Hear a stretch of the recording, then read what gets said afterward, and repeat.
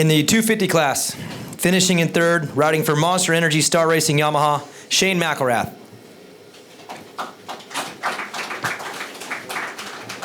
Finishing second, riding for Rockstar Energy Husqvarna Factory Racing, RJ Hampshire.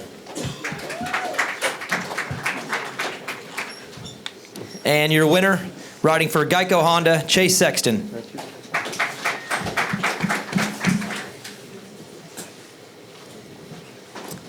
In the 450 division, finishing in third is Red Bull KTM's Cooper Webb. He will not be with us for the press conference. He went straight to the doctor. Finishing in second, riding for Monster Energy Factory Yamaha, Justin Barsha. And your winner, riding for Team Honda HRC, Ken Roxon.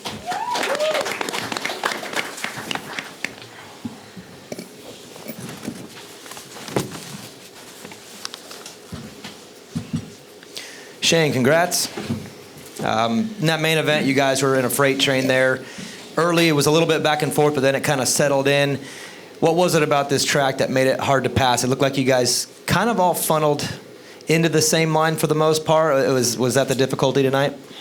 Yeah, it was something that, like in practice, you kind of do different rhythms, but I mean, your times are pretty close when nobody's around. But then you get in a race situation like in the heat race, and you really find out which line's fast and which one's slow. So I felt good coming into the main, but the track broke down quite a bit, and there was a good line, I guess you could say, and then there was bad lines. And being in third place behind those guys, it's tough because you can't really do much, and I just was making a lot of mistakes and struggling in a few sections of the track, which I just couldn't figure it out. I'm trying to be aggressive, but at the same time, like trying to go forward. So it was a tough race, but that's part of this process.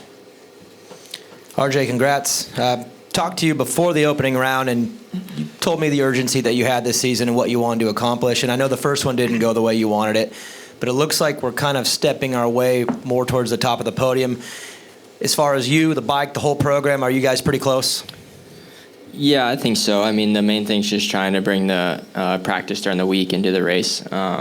We showed up round one. We weren't where we needed to be, and kind of struggled a bit setup-wise. I mean, dude, everything's new from, the frame up. So it's a lot of learning. I think we're close. I felt pretty good tonight. I mean, there's nothing taken away from these guys. I felt, almost like myself. A couple little mistakes that cost me pretty big. If we cleaned those up, might have had a win tonight. So just happy to be in this situation. Thankful to be progressing each week. Chase, congrats. For Atlanta, this was pretty slick. I mean, it always kind of is. It's got that little bit of a topsoil on it. But you guys were sliding around, making a lot of mistakes out of the first corner, having a hard time getting that rhythm. In the early laps of the race, when you're trying to make a move and figure things out, how hard was it to balance just the track conditions with also trying to be aggressive when it seemed like every time you guys got aggressive, you'd mess up and make a mistake? Yeah, I feel like for the whole night show in general, it was pretty dry. I feel like they laid a good amount of water down, but it wasn't enough. I came back from my sight lap from before the main event, and it was like a dust cloud around the whole track, and it just was pretty marbly and dry, and it was definitely tough to get that rhythm section after the start on my bike, and I managed to get it every lap, but it was definitely hard, and I think that was a make or break for the race. So yeah, the track was tough. There was one corner that had really good ruts in it, and all the other ones were kind of marbly. So it was about being patient and just waiting for the right time to make a pass, and overall it was good. I wasn't really a fan of Atlanta. This is my first race and ended up getting hurt here, and I just wanted to get out here and be safe. But yeah, the track was good, and last year it was way softer, so I was really surprised how hard packed it was, and it was good to get a win.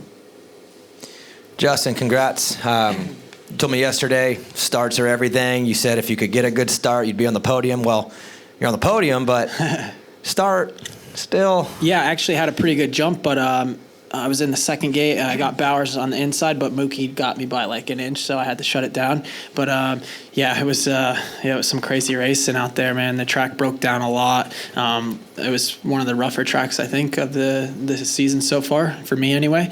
I kind of was middle of pack, made a lot of passes the first couple laps, and then Vince and Hill were actually riding, they were riding really good.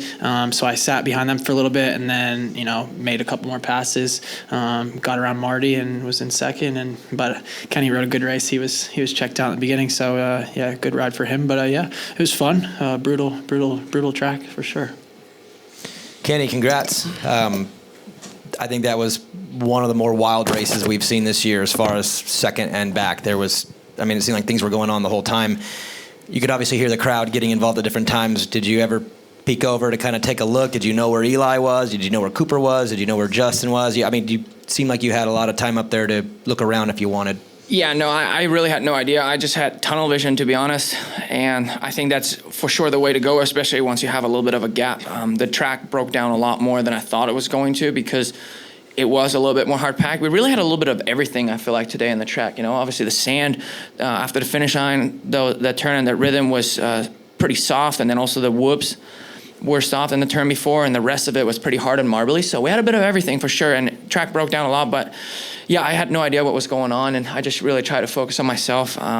Races like that are a lot of fun, but at the same time, when the tracks got so rough and there's a lot of mistakes that can happen if you just lay off with your focus for just this split second. So I really have to keep your composure no matter what. None of these wins come easy, but for me, this was a super fun race. Ben Bridges, the stat guy. Ken Roxon and Chase Sexton since 1974. We've had 682 rounds of Supercross. Never have we raced on February 29th. I crown both of you Leap Day champions, and I want you back here on 2048 to defend your championship. The check's in the mail. On a serious note, Ken, congratulations. You just broke a stranglehold the European bikes had on Atlanta. The last Jap bike to win was Chad Reed in 2015, and this is the first time Honda has won here in Atlanta since '08. You're not going out without a fight. You want that red plate back. Yeah, absolutely. This win tonight was super important for us, and I'm glad we pulled it off. It's like I said on the podium, and those wins just get more and more fun, and they're super addicting. So it came just at the right time, and I've had pretty good races here before. I won in 2014 here as well, and yeah, it was just our night. I gelled really well with the bike. I had no complaints there. I left it the same, and felt good physically today, and we just laid it out there. Every practice we went out there, we had a good heat race and an overall awesome day. So I really can't complain. And the season is still long, but the last couple of rounds for me have been tough. I just wasn't myself, and we really minimized the damage on those days. But tonight we won, and that's awesome. I still can't believe it. Leave your checks in the mail. Steve Giberson with Vital MX. Justin, after 5 laps in the main, are you thinking podium at all? Yeah, I always think the podium. The last 4 weekends I've started in the back and really wanted to get to the podium, but those ones weren't possible. Tonight, I knew kind of where everyone was at a little bit, and I thought, all the guys in front of me I could kind of catch. So it was definitely not easy by any means, but I was able to get in second, with probably, 5 or so laps to go, and just ride my own race in second because Kenny was checked out a little bit. But it was good. There was some really aggressive racing tonight, so it was interesting. I'm curious about any messages you were getting from Sean. Or is he telling you It was so hard to see the pit board right there for me. I struggled with it a little bit, but I'm sure he was giving me my lap times. But honestly, I don't even know what he was putting on the board because I was so tunnel. Kenny said he was tunnel vision out front, and trying to make no mistakes. I was tunnel vision on getting those guys in front of me and attacking, so I wasn't able to see pit board that good. I feel bad sometimes because Sean's probably right and stuff, and I hardly ever see it. I'm always looking out past it. And Kenny, you get to share red plates again next week, I think. Talk about that a little bit. Yeah, it's awesome. I think the red plate looks great on our bike. Pretty sure on any bike, but I really like the all red.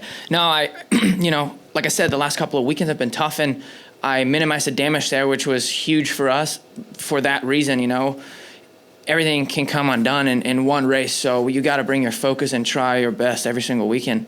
And you see tonight, we made up 7 points in one night and back even points, and yeah, the battle continues. Jason Wygant, Racer X. Kenny, is there something you can point to that was different tonight, why you felt better, and to make it repeatable, or is it just an on night for you? It was definitely an on night for me. We've been doing tiny little tweaks here and there with the bike, and that really helped out for me, and I was able to just not pick anything out throughout the day that was standing out to me that I couldn't deal with, because no bike's ever perfect, but for me it was how I liked it, so I was able to just leave it, and I feel like every time I went out there I understood the bike more and more and felt more and more comfortable and knew exactly what it was doing. So that helped out, along with tweaking a little bit during the week and just changing it up a little bit. That helped out as well. It seems like you're become really close with your teammate Justin Brayton, and then we know you and Chase are also, and you guys ride together a lot. So just kind of talk about the atmosphere you've got at Honda now. It seems like it's really coming together as a unit. Yeah, our team atmosphere is amazing, and obviously with Chase, we're around each other every day at the sandbox, so that works out great. Great training partners, and then with JB, obviously, the elderlies in the team. we're having a great relationship, and we help each other out a lot because I want him to do good and he wants me to do good, and we try and help each other out a lot. And in general, just with the whole entire family, they have really come close to us, and yeah, it's really a dream come true the way the atmosphere is in the team right now. Did I hear that JB was staying at your house for a little while, and then you might be staying at his and riding together and things like that? Yeah, absolutely. In California, he stayed at my place quite a bit. So we've been getting to know each other more and more, and I think it helps out a lot just because, he's quite a bit older than me, and I actually call him dad sometimes. That's pretty bad, but it's just, he's had such long racing under his belt, and that helps me out. I mean, I would consider myself, I guess, somewhat of a veteran in the 450 class. I've ridden that race for quite a bit here, but him as another step, and there's a lot you can learn from him just in general with his program, his mindset. I think that helped me out a lot. And yeah, we talk about all kinds of things, and that helps me out on the day and the weekend. So. All right, David Eiser, DMXS Radio. It was very good. He got Justin Brayton in on the press conference. So good job, Wygant. We talked about your guy. Was this the firewall for you guys, seeing the momentum that Eli Tomac had the last few weeks, that this was like make a stand now before Daytona, before he got any more momentum? Well, yeah, that was the goal for me. I knew we had to do something because obviously him clicking off wins, I have to win. There's no way around it. Getting good starts is definitely key. But with tracks like this, if you're on the back of the pack, things can happen so quick. So we had to get up front, and I really focused on, obviously we want to win every weekend, but I knew that I wasn't stressing about anything by any means because 7 points isn't a lot, but at the same time, you just don't want that gap to get any bigger. And then I'm really looking forward to next weekend as well. I've always wanted to win Daytona and never made it happen. And I feel like the 50th anniversary races have been really good to me. So I'm putting a little extra focus into next weekend. Justin, this track tonight was very hard to pass on. It's almost like you were setting yourself up to have to be aggressive. Can you talk about tracks where there's opportunities and some where they're not, maybe the difference in your strategies? Yeah, for sure. The track was definitely different than we've been racing all year. It was like, even Chase said earlier, there was a lot of slick corners that were marbly, then there was a couple rutted corners. The base here is really slick. So, yeah, and it was a little bit tight. Like all the ruts, got really low. We were trying to find those smooth lines. And for me, I had clean passes out there. So for me, I was able to make good passes and move forward good. So I think it was... I was worried after the heat race because I wasn't worried, but I was like, this is a really tough track to pass on because I couldn't move forward. I was just kind of stuck and forth. So I was like, kind of maybe put a little more pressure on myself again and, for that start. And I was setting it to start. So I was like, see what happens. But I knew how the track broke down, that there was going to be mistakes. And that was the biggest thing for me. And a lot of guys made mistakes in front of me, and I was able to capitalize on that. Fans love sand sections. I do personally. Riders, I guess you guys can speak to that. Are you fans of like tonight's track or any sand ever? No, sand is awful. Let's save it for Southwick. No, the sand's. I like the sand. You know, I sent it. I like going high and doing stupid stuff. So I sent it. Actually, the cool thing was I knew it wasn't fast, but tonight I made one pass in the sand section. I jumped all the way into the second one and passed hill. So I was like, cool. That was worthwhile jumping that a couple of times. But no, sand when you're in the back. If you're in the front, like yeah, it's great. But if you're in your back, you got so much sand in your eyes and hold down your back and all chafed and stuff. So no, sand's not that cool. I ate for a a lot racer. of sand from lappers. Oh, there you go. I got a couple of handfuls for sure. It's not that fun for So anyone. even up front, you still have to deal with the sand. Yeah. Chase, Ryan Dungey announced his departure this week. Did that upset y'all's week preparing for this race? No, I mean, it was pretty short-lived, so we didn't really grow that great of a relationship. Obviously, Jay's my mechanic, so I've had a little bit of relationship with him, but we were just starting to really grow, and yeah, it's a bummer that he was gone, but yeah, he's got a family to take care of, and I think that's kind of what he didn't really expect how much of a commitment it was going to be on our team or just to own our team, and we there's a lot of guys. Obviously, we have I think 7 riders, so it's a handful. So I think just him being at home with his families, I think is better for him right now, and yeah, we were thankful to have him for the short time. And he's got quite a resume. So did you learn something from him? I mean, having that kind of guy, that kind of pedigree around, had to help with several different things. Yeah, he came to Tampa, so that was the only race he's been to, and he helped me a lot with line selection and just trying to figure out different race lines. And I think, like you said, he's raced a lot of races and won a lot of races, so it's nice to be able to have him had him and lean off him. So yeah, I just look forward to growing our relationship because Jade is obviously my mechanic, so still gonna be able to talk to him. Brad Gebhardt, Big MX Radio. Shane, you look pretty lonely and sandy over there. Were you experiencing the sand today? Yeah, I was actually getting roos from both of them. Yeah, it's not fun being behind people in the sand. Fair enough. For all 3 of the 250 guys, you mentioned the moisture of the track. How much does that affect the raceability of the track and be able to make moves out there? It's really seemed to be really one-lined. I don't know if the moisture came into that at all. I wouldn't even say I was riding until the main event. Like, dude, I struggled so bad before that. So, main event, yeah, I feel like the bike adapted a little bit better than what it was necessarily in the beginning of the day. It broke down, like they said, quite a bit. I feel like our bike's really well at cutting down in those corners. So, in the corners I felt like I was making up time there. But yeah, I mean, it was a tough track, but ended up being pretty good for the main event. Yeah, being behind RJ, I felt like it was really difficult to just make a pass because I feel like we were trying to set up these rhythm sections that you didn't want to miss it because obviously I had Shane behind me and I didn't want to like go in there and miss the rhythm section. So it was tough because there's a lot of lines out there that are hard on our bikes and doing that 3-3 on was pretty tough. So just overall trying to hit every rhythm section is it's hard because we got to carry momentum and yeah, to get over them. So I think that was tough too with how slick it was.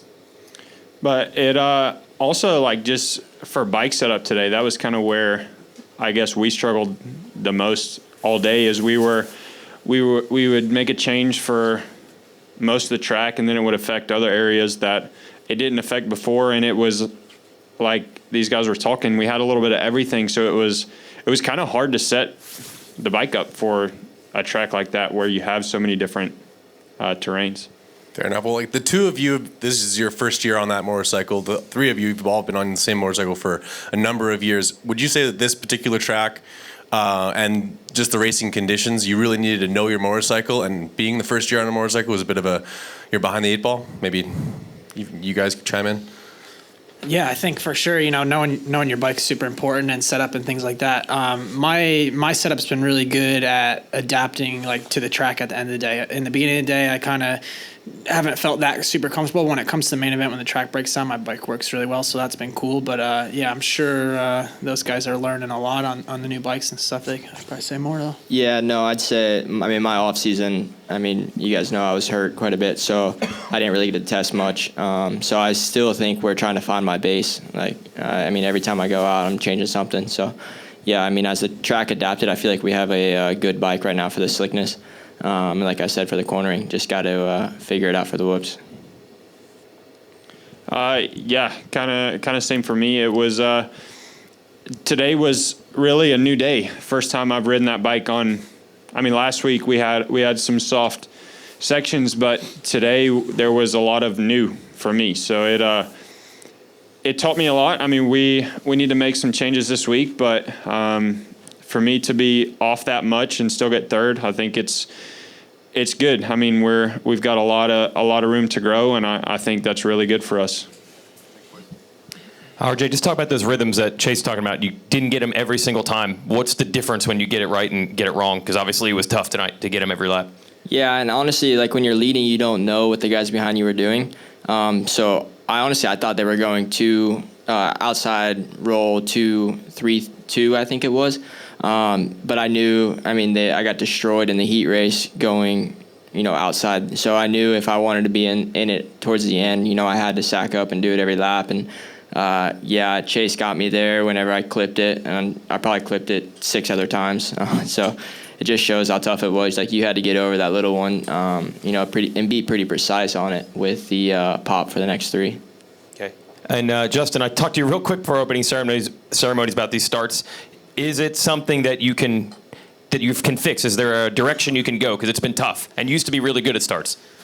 Yeah, for sure. It's just been a work in progress for me. Last year the power on my bike was really strong, so I changed my body position a lot, like to kind of manhandle the bike a little. And now I have a really happy setting on my bike with the engine, so I'm kind of working backwards a little to get like in my comfort zone. So really, it's just like putting it all together, and I've been practicing a lot, and honestly, like, I'm getting better each weekend, but it's just you don't always see it. And I felt like my heat race start was pretty good. I was like 5th or something, so I was happy with that. And then main event, like I said, I felt like I had a good start, but Mookie got me by hair, and he's a big kid. He can push you around a little bit, so he got that wheel, and that was the end of that. So just gonna keep working on the starts and stuff. And I've definitely had the speed all year. I've been super consistent. I've had A2 was a difficult race for me, but since then I've just been plugging along kind of silently, holding the points where I've been at. But tonight for me, and I talked to Ricky on Friday at press day, and I told him, it's definitely time to,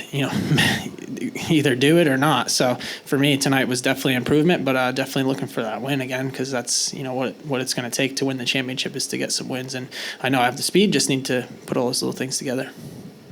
Brett Smith from We Went Fast. Justin, you found yourself smashing bars with Eli Tomac early in the race, but it's not for the lead.